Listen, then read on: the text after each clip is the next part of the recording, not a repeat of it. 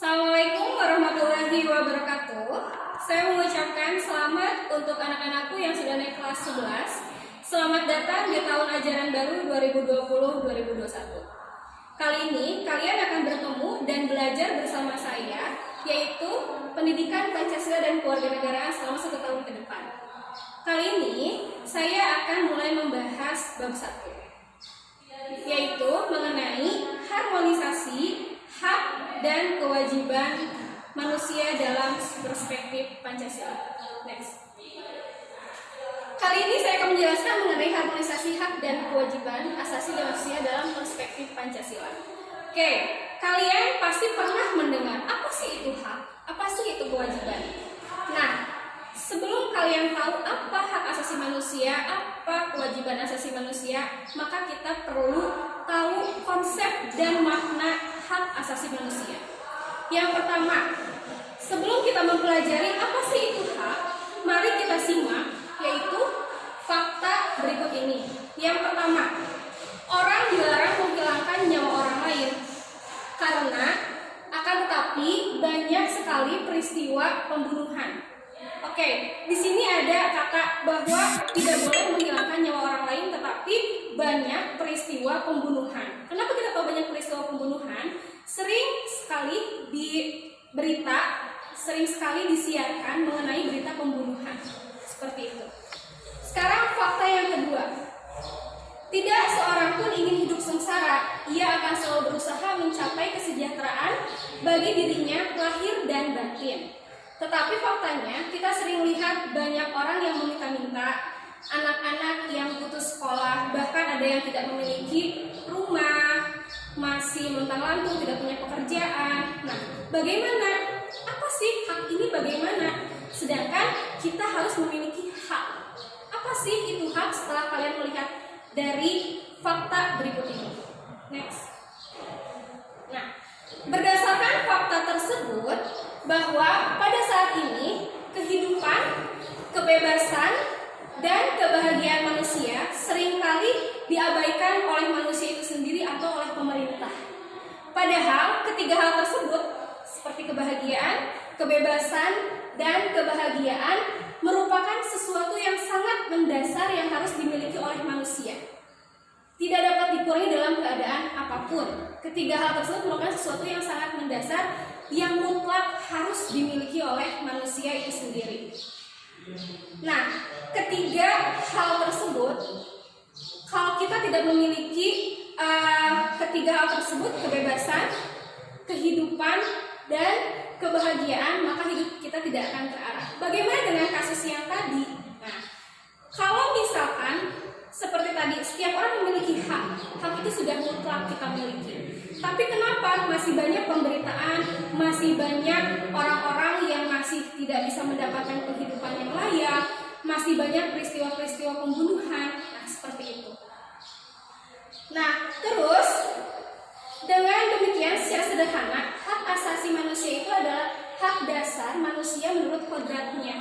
Sebagaimana yang ditegaskan dalam pasal 28I ayat 1 Undang-Undang NKRI tahun 1945 yang menyatakan bahwa hak untuk hidup, hak untuk tidak disiksa, hak kemerdekaan pikiran, hak beragama, hak untuk tidak diperbudak, hak untuk diakui sebagai pribadi di depan hukum, tidak berlaku surut adalah hak asasi manusia yang tidak dapat dikurangi dalam keadaan apapun. Itu. Next. Nah, jika dibandingkan dengan hak-hak lain, hak asasi manusia memiliki ciri-ciri yang khusus. Ada 4 ciri khusus hak asasi manusia. Yang pertama ada hakiki.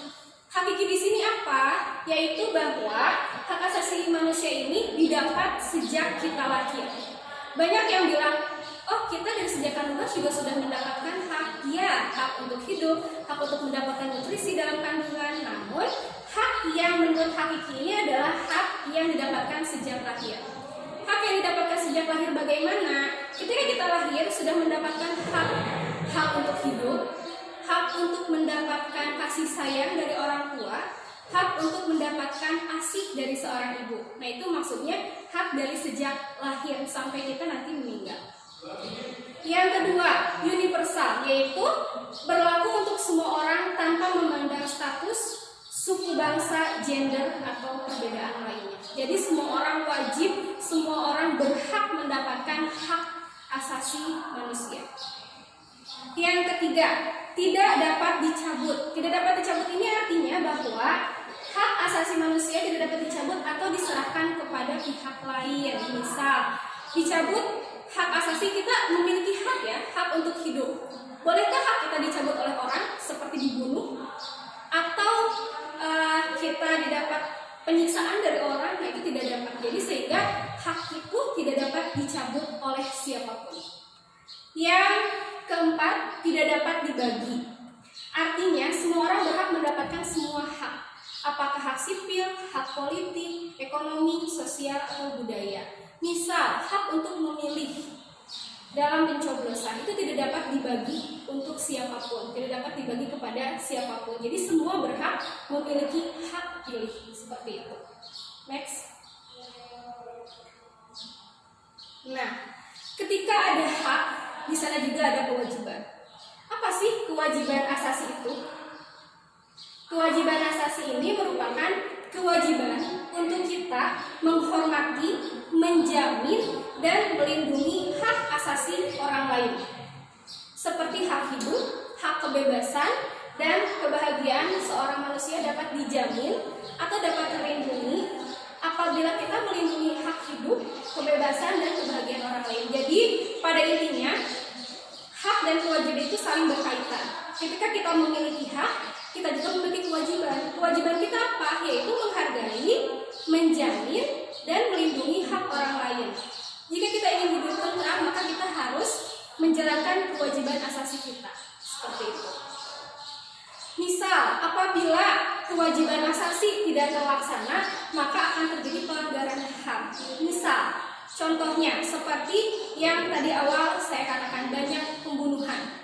Ketika kita tidak menjamin, ketika kita tidak menghargai hak hidup orang lain, maka akan terjadi pembunuhan, akan terjadi pelanggaran HAM, yaitu dengan adanya terjadinya pembunuhan itu pelanggaran HAM, dicabutnya hak seseorang oleh kita, misalkan seperti itu.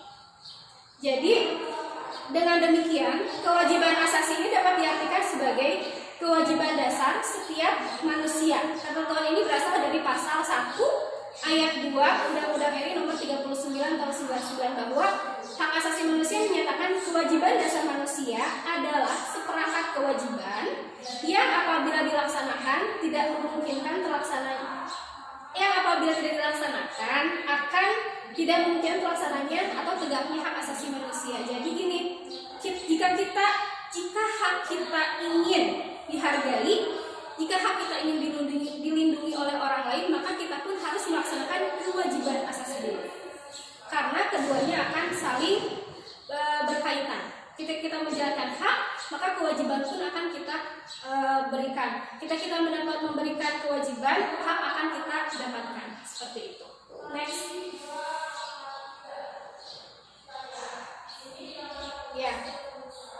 Hak dan kewajiban asasi yang tadi saya bilang, bahwa hak itu saling berkaitan, keduanya memiliki hubungan kausalitas atau sebab akibat. Misal, ketika seseorang bekerja, maka dia akan mendapatkan upah. Misal, dia bekerja menjalankan kewajibannya dan dia mendapatkan upah, mendapatkan hasilnya atau mendapatkan haknya dari apa yang dia kerjakan. Sama halnya dengan hak asasi manusia. Jika kita menjalankan kewajiban kita untuk menghargai, menjamin, dan melindungi hak orang lain, maka insya Allah hak kita pun akan dilindungi oleh orang lain. Seperti itu. Next. Nah, poin yang kedua yaitu substansi hak dan kewajiban asasi manusia dalam Pancasila. Bagaimana sih kaitannya hak asasi manusia dengan Pancasila? Yang pertama, hubungan antara hak dan kewajiban asasi manusia dengan Pancasila dapat dijabarkan secara singkat. Dari 5 Pancasila ini akan berkaitan dengan hak asasi manusia. Yang pertama, tentang ketuhanan yang Maha Esa.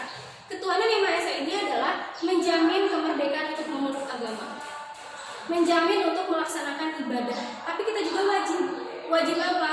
wajib untuk menghormati, menghargai, dan mentoleransi antar umat agama lainnya.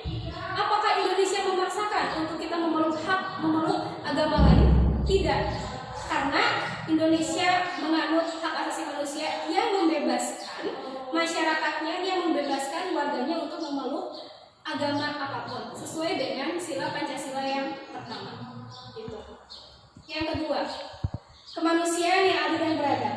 Nah, menempatkan hak setiap warga negara ini pada kedudukan hukum yang sama. Jadi, untuk poin yang kedua, kemanusiaan yang adil dan beradab ini bahwa menekankan bahwa setiap warga negara ini memiliki kedudukan yang sama di mata hukum. Tidak memilih-milih, mau itu yang kaya atau itu yang miskin, mau itu pemerintah, pejabat, ataupun orang biasa. Tetap di mata hukum kita sama. Next. Yang ketiga, yaitu persatuan Indonesia, yaitu adanya unsur pemersatu di antara warga negara dengan semangat gotong royong, saling membantu, saling menghormati, saling berkorban. Hal ini sesuai dengan prinsip hak asasi manusia, bahwa hendaknya sesama manusia bergaul satu sama lain untuk apa? Untuk semangat persaudaraan. Jadi, untuk hak asasi manusia ini tidak memilah-milah, semuanya bersatu. Tidak memilih ini suku lain, ini bangsa, ini suku lain, ini bangsa lain, atau ini ras apa, tidak. Tapi semuanya satu.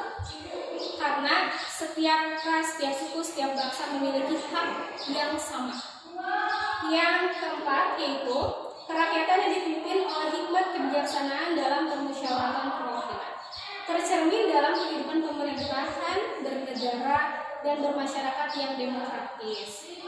Menghargai hak setiap warga negara. Menghargai hak setiap warga negara apa? Contoh cerminan dari poin keempat ini adalah kita sebagai warga negara memiliki hak pilih dalam pemilihan, baik itu pemilihan presiden, pemilihan gubernur, bupati, maupun dari tingkat yang terendah RT ataupun RW. Next.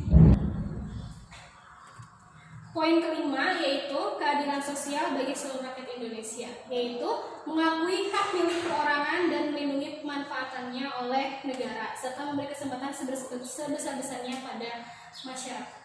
Next.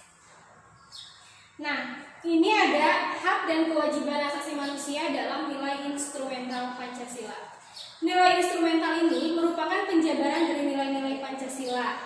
Nilai instrumental sifatnya lebih khusus apa?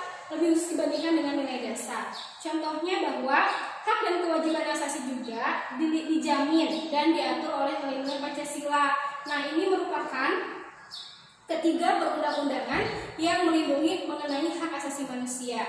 Yang pertama ada Undang-Undang Dasar Negara tahun 45, pasal 28A sampai J itu melindungi semua hak dari warga negara, hak asasi. Yang kedua ada TAP MPR nomor 17/MPR/98 tentang hak asasi manusia. Nah, di dalam TAP MPR ini terdapat Piagam HAM Indonesia. Dan yang ketiga ada Perpu, yaitu Peraturan Pengganti Undang-Undang nomor 1 tahun 99 tentang Pengadilan Hak Asasi Manusia.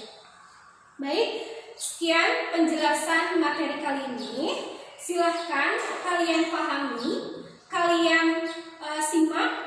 Setelah simak kalian pahami, maka nanti jangan lupa sebelum saya menutup segmen ini, jangan lupa kalian isi kuis yang saya berikan dan nanti harus dikumpulkan ya. Sekian penjelasan dari saya.